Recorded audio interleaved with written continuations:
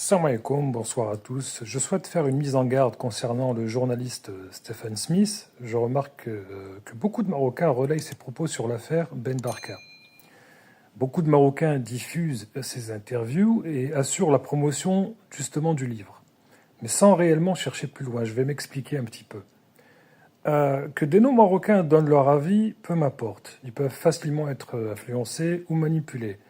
Mais pour vous, mes compatriotes marocains, soyez vigilants et faites attention. Certains mettent Smith en avant simplement parce qu'il fait des éloges de Sa Majesté Hassan II sur les plateaux télé. Allah rahmou. Or, avant d'applaudir, il faut savoir qui est cet homme, avec qui il a travaillé et quelles sont ses sources. Beaucoup ignorent les éléments. D'accord ? Stephen Smith n'a pas écrit son livre tout seul. Il l'a co-rédigé avec un certain Ronen Bergman, un journaliste israélien spécialiste entre guillemets des assassinats du Mossad et auteur de plusieurs ouvrages sur ce sujet. Une grande partie des sources justement utilisées provient du journal Yediot Aharonot. Pour ceux qui connaissent, il est connu pour ses positions sionistes, voire même sionistes, c'est-à-dire la branche la plus extrême.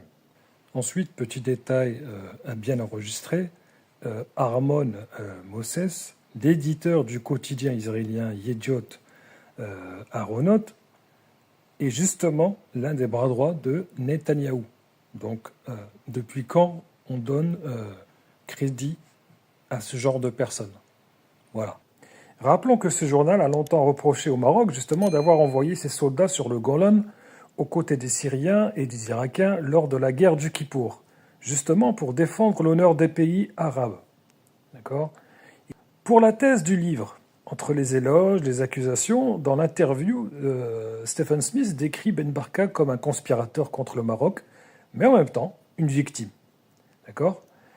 Ce serait, selon lui, une monnaie d'échange dans une supposée trahison du Maroc impliquant son assassinat. Donc, bref, en tout cas, cette théorie, elle apparaît bizarrement que 17 ans après la mort de Sa Majesté Hassan II, Allah rahmou. Et pourtant, encore aujourd'hui, en 2025, aucune preuve matérielle, aucun enregistrement et aucune déclaration officielle des pays arabes, je répète, aucune déclaration officielle des pays arabes. C'est-à-dire que personne n'a mis un communiqué officiel. Donc, si le Maroc avait réellement trahi ses alliés, d'accord, comme le prétendent d'ailleurs nos voisins qui reprennent aveuglément et même de façon un peu trop gourmande les allégations des sionistes, si le Maroc avait réellement trahi ses alliés, ce serait justement une cause de guerre. D'accord ? Or, les pays arabes ont continué à faire confiance à Sa Majesté Hassan II, Allah rahmou. Aucun pays, je le rappelle, n'a publié de communiqué d'accusation. Et même l'Algérie, à l'époque, est restée prudente au départ, avant que certains médias, bien sûr, ne s'emparent de la rumeur. Maintenant, on va essayer de parler un petit peu du profil de la source principale. La thèse du livre, elle repose en réalité sur un certain Shlomo Gavitch, dont j'avais déjà parlé sur un autre compte. Donc, ce Shlomo Gavitch avait été rendu sur renseignement, 94 ans, c'est l'un des plus hostiles du Maroc. D'accord ? Il avait une haine profonde contre Sa Majesté ainsi que le Maroc. Donc, est-ce qu'on peut réellement fonder une vérité historique sur ce type de témoignage ou ce type de journal? D'accord ? Maintenant, on va parler des contradictions et des sous-entendus. Ce journaliste, Stephen Smith, qui porte bien son nom, c'est un Américain, mais on dit que c'est un journaliste français. Il n'y a pas de souci, je veux bien le croire. Il place Hassan Thani et Mehdi Ben Barka au même niveau, tout en affirmant que le Maroc ne connaissait même pas les déplacements de Ben Barka dans le monde entier. Mais en même temps, il l'accuse quand même. Bref, en tout cas, je remarque aussi qu'il parle de l'affaire Pegasus, ça vous vous en souvenez. Et pourtant, l'affaire Pegasus, qui est remise sur la table, a été démentie. Donc, quel est l'objectif? Donc, le livre multiplie le faux, prêche le faux, le vrai, ça multiplie les sous-entendus, les amalgames et les insinuations. Et c'est fait exprès, d'accord? C'est fait exprès justement pour séduire malheureusement la masse. Donc vous avez déjà l'habitude des affaires complotistes, là on est en plein dedans. Donc vous pensez vraiment, en tout cas, je ne sais pas, que le Mossad laisserait l'un de ses agents, je parle de son collègue, hein, vous pensez vraiment que le Mossad va laisser l'un de ses agents révéler l'identité des exécutants de ces opérations? Parce que c'est ce qu'affirme ce journaliste Stephen Smith. D'accord? Ce service, justement, du Mossad est connu pour avoir éliminé ses propres brebis galeuses, ou ceux qui s'apprêtent à trahir justement ce service. Donc vous pensez vraiment que un agent, enfin un électron libre peut parler comme ça librement? Impossible. Bref, en tout cas, on sait très bien qu'il y a certains agents dans tous les corps de métier et qui font souvent partie d'une guerre d'influence pour tester justement votre réaction. Bon, ma réaction ou la vôtre, c'est vrai qu'elle compte peu. Mais en réalité, cette guerre d'influence, c'est pour tester la réaction de l'opinion publique en général, mais plutôt de certains responsables. D'accord? Je parle de certains responsables politiques. Et pour l'affrontement donc géopolitique, hein, qui est d'actualité, qu'est-ce qu'on peut dire derrière ce livre? On devine quoi? Moi, voici mon analyse. Je pense qu'il y a deux nations alliées économiquement, mais rivales secrètement, d'accord? Politiquement. En réalité, pour moi, il se livre une guerre d'influence. On sait très bien que l'information, c'est une arme. Donc on peut tout à fait avoir des accords économiques, par exemple, avec vos adversaires, et en même temps défendre vos positions historiques et politiques.